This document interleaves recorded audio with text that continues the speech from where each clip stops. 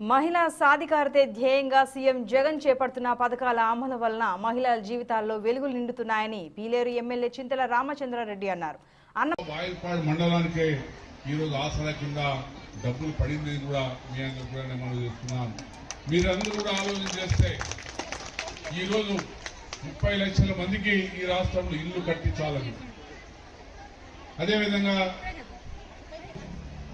వైఎస్ఆర్ రైతు భరోసా కానీ, జగనన్న చేదోడు కానీ, వైఎస్ఆర్ చేయూత కానీ, వాహన మిత్ర కానీ, అదేవిధంగా అనేకమైనటువంటి పథకాలు మరి 4 సంవత్సరాల్లో అన్ని పథకాలంతా కూడా చాలా సునాయాసంగా, చాలా సౌకర్యంగా, చాలా సౌలభ్యంగా మీ అందరికి కూడా చేరుతున్న మాట వాస్తవం కూడా మీ అందరూ కూడా మనం చేస్తున్నాను.